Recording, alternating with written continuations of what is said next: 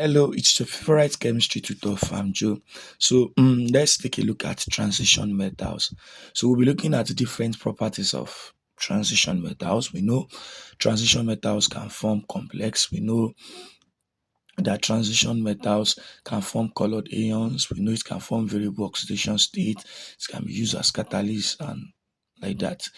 And they have a magnetic property. So we'll be starting with one of these properties, which is complex formation. Transition metals can form complex.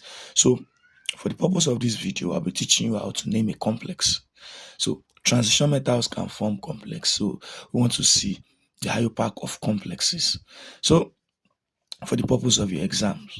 So firstly, how does a complex compound looks like, or a coordination compound? Normally, you can call it a coordination compound. Coordination compound. So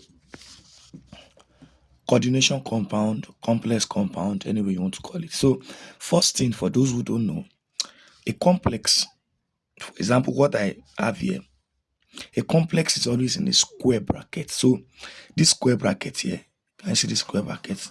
This square bracket here, the whole square bracket. So everything in this square bracket, like this, is a complex. Now look at this. These are not complex. Can you see a square bracket? Then this we have to. So I gave you different forms so that we can learn. This form is different from this form, is different from this form. So, and I'll just tell you what makes it a little bit different. So your complex comes in a square bracket. Now, square bracket, then we have square bracket. Now, you will notice that this is having some element that is not part of the square bracket. This is also having element that is not square a part of the square bracket, but they are all square brackets. Now, firstly, in the case of this square bracket, So let me explain this to you. Now, this element that is off the square bracket, we call it a counter ion. This is a counter ion. Now, because this square bracket you have here, this complex, our complex can be positive. Complex ion can be positive. Your complex ion can be negative. In the case of this guy, our complex ion is positive, is negative. And how do I know?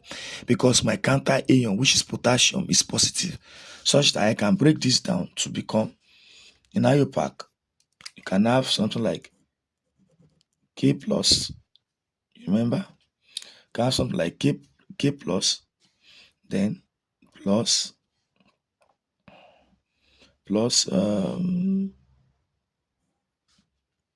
Fe, then we have Cn6, then 3 minus. Now, this indicates that this is a complex ion. Complex what? This is a complex ion. Now, and this is our counter ions. Now, the way I'm able to know that this complex ion is anion, because you can see 3 minus, was because my counter ion is positive. I know potassium is positive. So if potassium is positive, then this complex that will be here, which is the complex ion here, is going to be negative. Now, together like this, there's no charge on them, because the charge will cancel out each other. Together like this, we call it a coordination compound, when we already merge them together. But if I split it, then this one becomes positive cations, positive potassium. Then this all of this becomes a complex ion. So this is a coordination compound without charge. But when we break it, this becomes potassium positive. Then this becomes a complex ion that is what? Anions. So how do I know that this my square bracket is negative? Is because of the potassium, the counter ion. Now let's take a look at this. Now you can see that the positive is at the left side. In chemistry, we put positive at the left side. For example, if I have NaCl, you can see that sodium is not that I'm having ClNa. It's different. We can have something like this. So we have positive towards the left and the negative towards the right. So positive towards the left, the negative towards the right. So let's take a look at this. Somebody should be able to say something about this coordination. This is also a coordination compound. So say something about this coordination compound. Yeah, this is the complex, then this is the counter ion. Now, with what the counter ion is, I should be able to tell what type of complex ion is this. Chlorine is negative. So if chlorine is negative, it will mean that this my complex here is going to be positive. So if I split it, you know that this guy is -1. We're going to have something like this, Cr, then we have H2O, 4, we have Cl2. Everything is inside this is a complex. So this is going to be -1, +1 plus chlorine negative.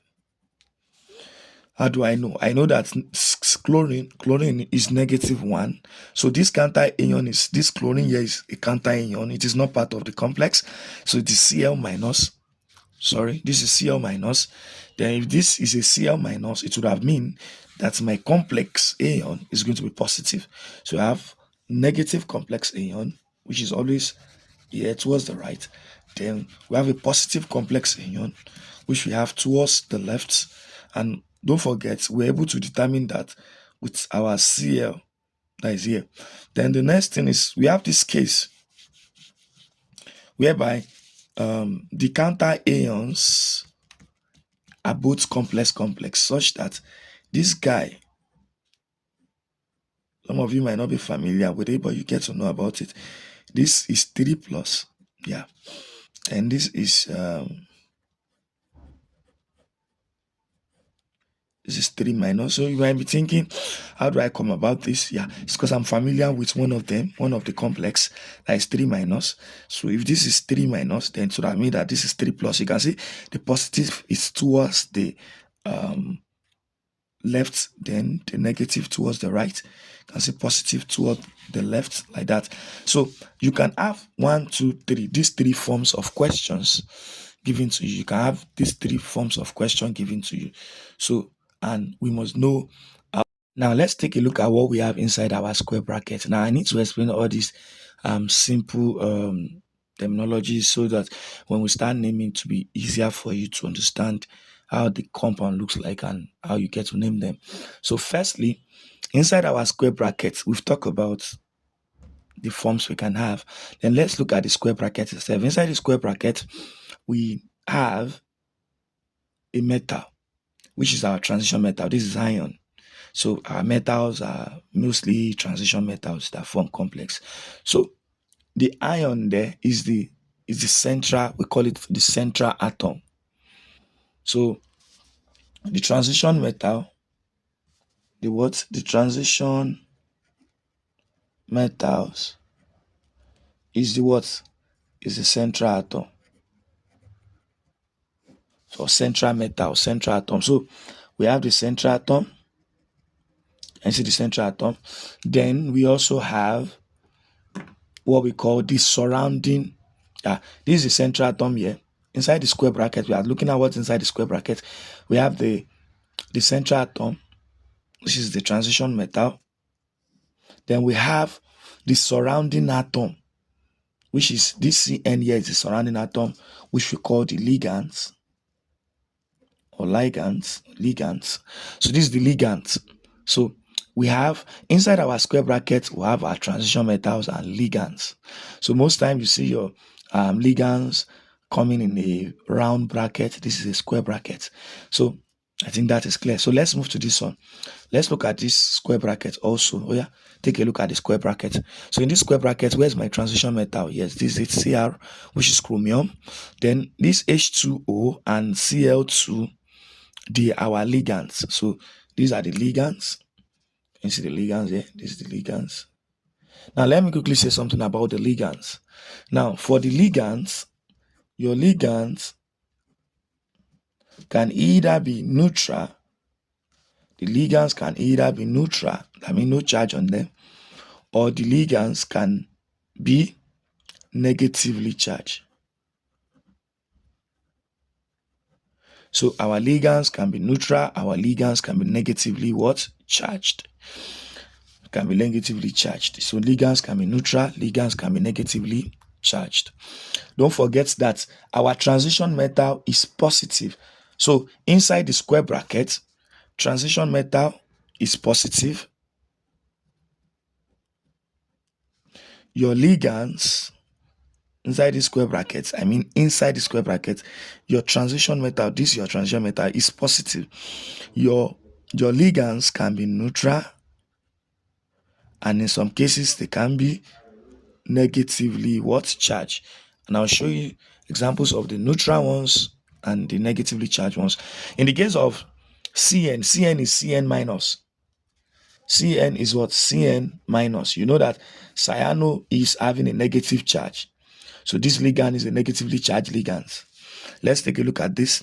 This is our transition metal, which is positively charged. We are looking at the square bracket, what is inside it. Now, this is our transition metal, which is the central atom. These two guys are the ligands, which are the surrounding atom. Now, let's take a look at these ligands. The ligands here is H2O. H2O is neutral, does not have a charge. Yes. Then our, what do we call it? Our ligands here, which is chlorine. Chlorine is Cl minus, which is negatively charged. So let's take a look at this one. Ammonia. This is our transition metals. Can you see the transition metal? Now, we are looking at what we have inside the square bracket, just explaining everything. So anytime you see a complex, you can make a lot of inference from it. So anytime you see the square bracket, you know, this is your central atom. Then this is your ligand. The ligands here, the NH3 here is neutral. For this one, this is the transition metals, which is positively charged. And this is the, what do you call it? Ligands, which is negatively charged. This is neutral, this is negatively charged. So in your square bracket, let's make the point clear again. In your square bracket, we have the transition metal, which is positively charged in the square bracket. Then we also have your ligands, which can be positive, your ligands, which can be negative or it can be neutral. I think with that simple information, we can go straight to naming them. Is that okay? Now, before that, I'm going to show you a list of some ligands that you need to know. Then after, there's also what we call coordination number. We have what we call coordination number of complex, and we have what we call oxidation number of complex. They are very, very simple. We'll do that probably in the next video, so that it won't take much of our time.